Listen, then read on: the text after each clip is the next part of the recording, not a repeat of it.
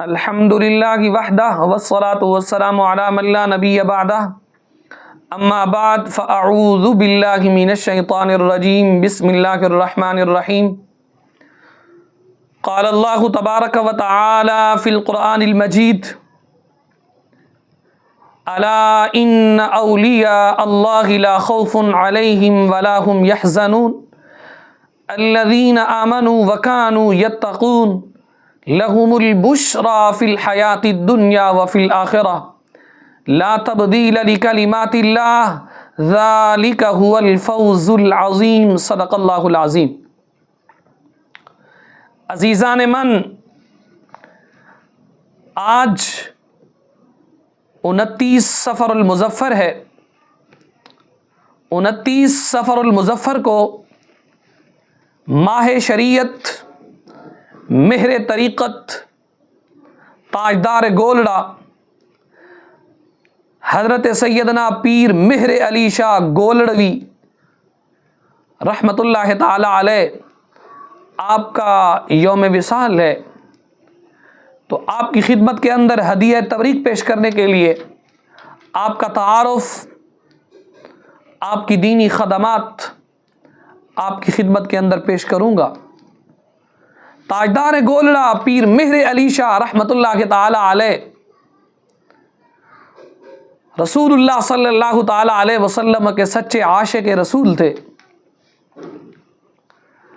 آپ کو قرآن کریم پڑھنے کے لیے خانقاہ کے درس میں اور اردو اور فارسی کی تعلیم حاصل کرنے کے لیے مدرسے میں داخل کیا گیا۔ اس وقت آپ اس قدر چھوٹے تھے، خادم اٹھا کر لاتا اور لے جاتا تھا۔ آپ اس قدر کم عمر تھے، جب امتحان کا دن آیا تو مدرسے کے تمام طلباء کو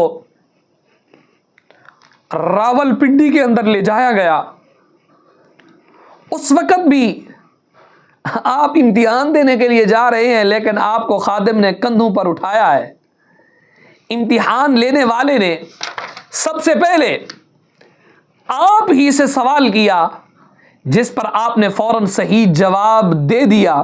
یہ دیکھ کر امتحان لینے والا حیران رہ گیا اور یہ کہہ کر ساری جماعت کو پاس کر دیا۔ کیا کہا؟ فرمانے لگے کہ جب اس قدر کم عمر بچہ صحیح جواب دے رہا ہے، جو خود چل کر نہیں آتا انہیں کندھوں پر اٹھایا گیا ہے، اس قدر کم عمر بچہ جواب صحیح دے رہا ہے، تو اس کا مطلب یہ ہے استاذ کی تعلیم اچھی ہے، تمام طلباء لائق ہیں۔ بچپن کے اندر ہی حضرت پیر مہر علی شاہ رحمۃ اللہ تعالی علیہ کی قوت حافظہ کا یہ عالم تھا۔ ناظرہ قرآن پاک پڑھنے کے دوران آپ روزانہ کا سبق کسی کے کہے بغیر زبانی یاد کر لیا کرتے اور بغیر دیکھے سنا دیا کرتے تھے، حتیٰ کہ جب ناظرہ مکمل ہوا آپ اندازہ لگائیں اس وقت آپ کو پورا قرآن مجید حفظ ہو چکا تھا۔ سبحان اللہ، پڑھا ناظرہ ہے لیکن سارا قرآن مجید مکمل حفظ ہو چکا تھا۔ قرآن پاک پڑھنے کے بعد آپ کے والد حضرت مولانا پیر سید نظر الدین شاہ قدس سرہ نے عربی، فارسی اور صرف نحو کی ابتدائی تعلیم کے لیے حضرت مولانا غلام محی الدین ہزاروی علیہ الرحمہ کو مقرر فرمایا۔ ایک روز استاد صاحب نے پوچھا، بیٹا مطالعہ کر کے آتے ہو یا نہیں آتے؟ یعنی جو پڑھاتے تھے نحو کی، صرف کی ابتدائی کتب، فارسی کی ابتدائی کتب، صرف کی ابتدائی کتب، علم نحو کی ابتدائی کتب، تو استاد صاحب کہنے لگے، بیٹا آپ مطالعہ کر کے آتے ہو یا نہیں؟ آپ فرماتے ہیں، مجھے تو اس وقت تک لفظ مطالعہ کا صحیح مطلب بھی معلوم نہ تھا۔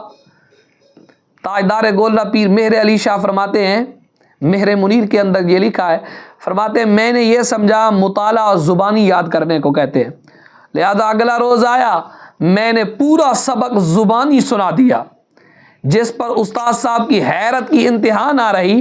استاد صاحب نے کہا بیٹا میں نے تو آپ کو مطالعہ کا کہا تھا، آپ تو حفظ کر کے آئے ہو۔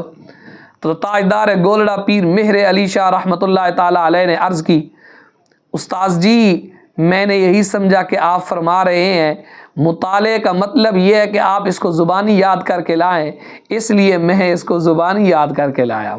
آپ اندازہ لگائیے۔ اسی طرح ایک مرتبہ پیر مہر علی شاہ رحمۃ اللہ تعالی علیہ کے استاذ، آپ کو اندازہ ہوگا ابتدا سے ہی رب ذوالجلال نے ولایت کے مسند پر آپ کو سرفراز فرمایا ہوا تھا۔ ایک مرتبہ پیر مہر علی شاہ رحمۃ اللہ تعالی علیہ آپ کے استاذ حضرت مولانا غلام محی الدین ہزاروی رحمۃ اللہ تعالی علیہ نے دوران سبق کتاب کے ایک ایسے حصے کی عبارت یاد کر کے آنے کی ہدایت کی جو دیمک لگ جانے کی وجہ سے اس قدر مٹ چکی تھی کہ پڑھی نہیں جا سکتی تھی۔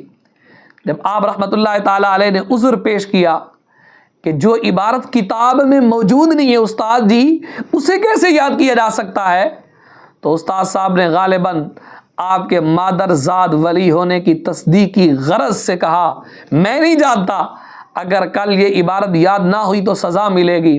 آپ فرماتے ہیں میں آبادی سے باہر ایک درخت کے نیچے بیٹھ کر مطالعہ وغیرہ کیا کرتا تھا۔ اس دن بھی کافی دیر تک کتاب وہاں پڑھتا رہا، کتاب کو دیکھتا رہا، اس عبارت کو بغور سمجھنے کی کوشش کرتا رہا، مگر کوئی فائدہ نہ ہوا۔ آخرکار سر اٹھا کر بارگاہ الہی عز و جل میں عرض کی، مولا بے شک تو جانتا ہے یہ عبارت کیا ہے، اگر تو مجھے بتا دے تو میں استاذ کی سزا سے بچ جاؤں گا۔ یہ کہنا تھا، اچانک درخت کے پتوں میں ایک سبزی مائل عبارت نمودار ہوئی جسے میں نے حفظ کر لیا اور اسی وقت جا کر وہ عبارت استاد صاحب کو سنا دی۔ انہوں نے کچھ شک و شبہ کا اظہار کیا۔ میں نے کہا استاذ جی مجھے اس کے صحیح ہونے کا اس قدر یقین ہے، اگر اس کتاب کے مصنف بھی قبر سے نکل کر آ جائیں اور اسے غلط کہہ دیں میں ہرگز نہیں مانوں گا۔ استاد صاحب نے راول پنڈی سے 7 نسخے منگوائے، ہر ایک نسخے کو دیکھا، جب میری سنائی ہوئی عبارت کو ملا کر دیکھا تو بالکل منو ان ویسے ہی حضرت بول رہے تھے جیسے اصل کتاب کے اندر موجود تھا۔